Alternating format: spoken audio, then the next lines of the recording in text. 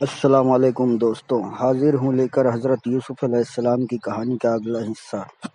دوستوں، جب مصر کے سب سے بڑے بت خانے کا سردار مصر کے بادشاہ کو مارنے کا پلان بناتا ہے تو مصر کے بادشاہ کے خانسامہ آپوپیس سے ملاقات کرتا ہے اور اسے سمجھاتا ہے۔ یہ بادشاہ بہت ہی خطرناک، شرابی اور بے رحم ہے۔ سوچو، اگر کھانا بنانے میں تم سے کبھی کوئی غلطی ہو گئی تو کیا یہ تمہیں بخش دے گا؟ اس سے بہتر ہے کہ تم ہی اسے مار دو۔ یہ سب سن کر آپوپیس بہت زیادہ ڈر جاتا ہے اور گھبرا کر کہتا ہے، حضور، اگر ان سب میں پکڑا گیا تو کیا ہوگا؟ لیکن سردار کہتا ہے، گھبراؤ مت، تم اس کام میں راجا کے شرابدار کو بھی شامل کر لینا اور سارا الزام اسی شرابدار پر ڈال دینا۔ کام پورا ہونے کے بعد ہم تمہیں 1000 سونے کے سکے دیں گے، جس سے تم اپنی آگے کی زندگی بہت ہی آزادی سے جی سکو گے۔ ڈرتے ڈرتے آپوپیس ہاں کر دیتا ہے اور محل کے شرابدار بیناروس کے پاس جاتا ہے، جو کہ اس کا پرانا دوست بھی تھا، اور اس سے کہتا ہے، بیناروس، مجھے تم سے ایک بات کرنی ہے، مجھے اکیلے میں ملو۔ اور ملنے کے بعد آپوپیس بیناروس کو سمجھاتا ہے کہ یہ بادشاہ بہت ہی غصیل اور شرابی ہے۔ میں نے کئی بار چھوٹی چھوٹی باتوں پر لوگوں کو موت کی سزا دیتے دیکھا ہے، کہیں ایسا نہ ہو کہ یہ ہم دونوں کے لیے بھی خطرہ بن جائے، اس لیے ہم چاہتے ہیں کہ ہم دونوں مل کر اسے مار دیں۔ یہ سن کر بیناروس بھی گھبرا جاتا ہے اور آپوپیس سے کہتا ہے کہ مصر کے سبھی بادشاہ خداؤں کا درجہ رکھتے ہیں، کیا خدا کو مارنا ممکن ہے؟ لہٰذا میں اس میں تمہارا ساتھ نہیں دوں گا۔ لیکن آپوپیس اسے اور سمجھاتا ہے۔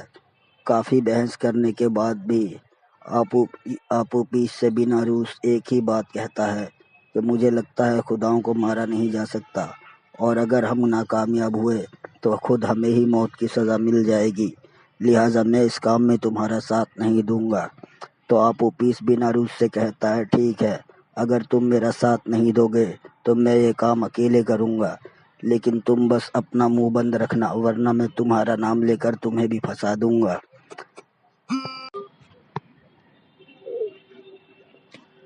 کچھ دیر چپ رہنے اور سوچنے کے بعد بیناروس بھی تیار ہو جاتا ہے کہ ٹھیک ہے، میں ان کی شراب میں زہر ملاؤں گا اور تم ان کے کھانے میں زہر ملانا، کسی ایک سے تو مر ہی جائیں گے۔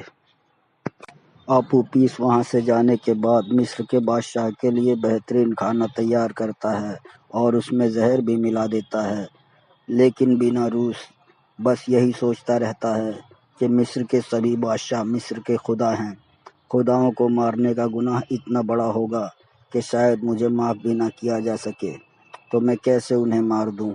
یہ سوچتا ہی رہتا ہے، اور یہ سب سوچ کر بیناروس فیصلہ لیتا ہے کہ بھلے ہی آپوپیس سارا الزام میرے اوپر رکھ دے، لیکن میں نے مصر کے بادشاہوں کا نمک کھایا ہے، میں مصر کے بادشاہ کو مرنے نہیں دوں گا اور اس کا سارا بھانڈا پھوڑ دوں گا۔ اور تھوڑی ہی دیر میں بادشاہ کے کھانا کھانے کا وقت ہو جاتا ہے اور بادشاہ کے دسترخوان پر آپوپیس وہ زہریلا کھانا رکھ دیتا ہے۔ بیناروس بھی شراب لے کر پہنچتا ہے، لیکن اس میں زہر نہیں ڈالتا۔ جیسے ہی بادشاہ کھانا کھانے کے لیے نوالا اٹھاتے ہیں، بیناروس انہیں روک دیتا ہے اور کہتا ہے کہ بادشاہ، یہ کھانا مت کھائیے، یہ کھانا زہریلا ہے، اس میں آپوپیس نے زہر ڈالا ہے۔ جب وہ آپوپیس سے پوچھتے ہیں کہ یہ کیا کہہ رہا ہے تو وہ کہتا ہے، نہیں حضور، یہ جھوٹ بول رہا ہے، زہر تو اس نے اپنی شراب میں ڈالا ہے۔ دونوں ہی ایک دوسرے پر الزام ڈالنے لگتے ہیں، تو بادشاہ کہتا ہے، ٹھیک ہے، اس کا فیصلہ ہم کریں گے۔ بادشاہ بیناروس سے کہتا ہے کہ اگر تم نے اس شراب میں زہر نہیں ڈالا ہے تو یہ پیالہ اٹھا کر پی جاؤ۔ بیناروس فوراً ہی پیالے کو اٹھا کر پی جاتا ہے، اور پھر بادشاہ آپوپیس سے کہتے ہیں، ٹھیک ہے، تم نے اس کھانے میں زہر نہیں ڈالا تو تم اپنا کھانا کھا کر دکھاؤ۔ بیناروس بھی کھانا کھانے کے لیے آگے بڑھتا ہے، لیکن گھبراتا رہتا ہے کیونکہ اس میں زہر تھا، لہٰذا گھبراہٹ میں وہ کھا نہیں پاتا اور بادشاہ کے پیروں میں گر جاتا ہے اور کہتا ہے کہ بادشاہ، اس کھانے میں زہر ہے۔ میں اسے نہیں کھا سکتا۔ بادشاہ فوراً ہی سپاہی بلا کر دونوں کو گرفتار کروا دیتا ہے اور سپاہیوں سے کہتا ہے کہ ان دونوں سے پوری حقیقت قبول کروا کر ہمیں بتائی جائے، اس کے بعد ہم ان کے بارے میں کوئی فیصلہ لیں گے، فی الحال انہیں زندان میں ڈال دو۔ اور وہ دونوں بھی اسی جیل میں پہنچ جاتے ہیں جہاں حضرت یوسف علیہ السلام قید تھے۔ بادشاہ کو اندازہ ہو جاتا ہے کہ ہو نہ ہو اس سازش کا سرغنہ مصر کے بت خانے کا سردار ہی ہوگا، اس لیے وہ سپاہیوں کو خاص حکم دیتے ہیں کہ ان سے کوئی بھی ملنے نہ پائے اور کسی کو خبر نہیں ہونی چاہیے کہ یہ دونوں گرفتار ہو گئے ہیں، اور جو بھی انہیں ڈھونڈتا ہوا زندان میں آئے اسے بھی گرفتار کر لیا جائے۔ اور یہ سندیش مصر کے سینک جیل کے جیلر کو بھی دے دیتے ہیں۔ ان دونوں کو پوشیدہ طریقے سے جیل میں ڈال دیا جاتا ہے، اور جب باہر ان کی کوئی خبر نہیں ہوتی تو بت خانے کا سردار اس بات سے گھبرا جاتا ہے کہیں وہ دونوں پکڑے تو نہیں گئے۔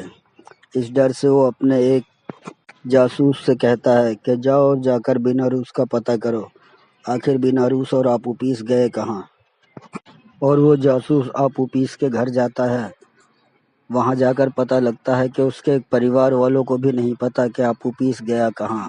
وہ شہر کے لوگوں سے بھی معلوم کرتا ہے لیکن کہیں کوئی خبر نہیں ملتی۔ تب وہ مجبور ہو کر سیدھا زندان چلا جاتا ہے اور زندان کے دربان سے پوچھتا ہے کہ کیا آپوپیس نام کا کوئی قیدی آپ کی جیل میں آیا ہے؟ جیل کے سپاہیوں کو پہلے ہی آرڈر مل چکے تھے، اس لیے وہ فوراً ہی اس جاسوس کو گرفتار کر لیتے ہیں اور جیلر کے پاس لے جا کر بتاتے ہیں کہ یہ آپوپیس کے بارے میں پوچھ رہا تھا، لہٰذا اسے بھی ایک بند کوٹری میں بند کر دیا جاتا ہے۔ اور جیل میں پڑے دونوں قیدی بیناروس اور آپوپیس ایک دوسرے سے آپس میں لڑتے رہتے ہیں۔